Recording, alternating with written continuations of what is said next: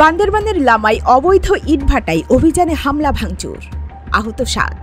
ভ্রাম্যমাণ আদালতের গাড়িবহরে দাঙ্গা বাহিনীর আকস্মিক আক্রমণ, গুড়িয়ে দেওয়া হয় ৬টি সরকারি গাড়ি, গ্রেপ্তার ৫।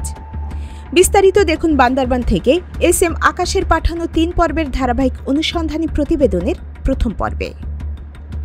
বান্দরবানের লামা উপজেলায় অবৈধ ইটভাটা উচ্ছেদ অভিযানে গিয়ে ভ্রাম্যমাণ আদালতের টিম ভয়াবহ হামলার মুখে পড়ে। ফাইতং পাগলির আগা এলাকায় ইটভাটা মালিকদের, শ্রমিক এবং স্থানীয় ভাড়া করা দাঙ্গা বাহিনী একত্রিত হয়ে অভিযানে অংশ নেওয়া যৌথ বাহিনীর গাড়িবহরের ওপর হামলা চালায়। এতে বিজিবি ও পুলিশের ৭ সদস্য আহত হন।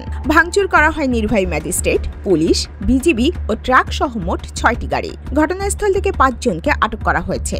বুধবার দুপুরে চকরিয়া মানিকপুর সড়কের পাহাড়তুলি এলাকায় পরিবেশ অধিদপ্তরের কেন্দ্রীয় কার্যালয়ের বিশেষ অভিযান চলাকালে এ ঘটনা ঘটে। অভিযানের নেতৃত্বে ছিলেন পরিবেশ অধিদপ্তরের দায়িত্বপ্রাপ্ত নির্বাহী ম্যাজিস্ট্রেট রেজওয়ানুল ইসলাম।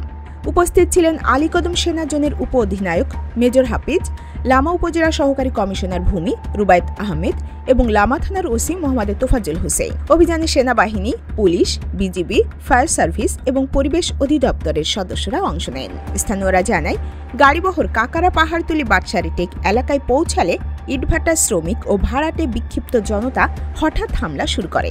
ইটপাটকেল নিক্ষেপের মধ্যে কয়েকজন সাংবাদিকও আহত হন। পাল্টা অবস্থানে নিতে গিয়ে ধাওয়া পাল্টা ধাওয়া পরিস্থিতি তৈরি হয়। সহকারী কমিশনার ভূমি রুবায়েত আহমেদ বলেন, ইটভাটা মালিক ও শ্রমিকরা পরিকল্পিতভাবে প্রশাসন এবং আইন শৃঙ্খলা বাহিনীর ওপর হামলা চালিয়েছে। সরকারি গাড়ি ভাঙচুর করা হয়েছে, যা গুরুতর অপরাধ।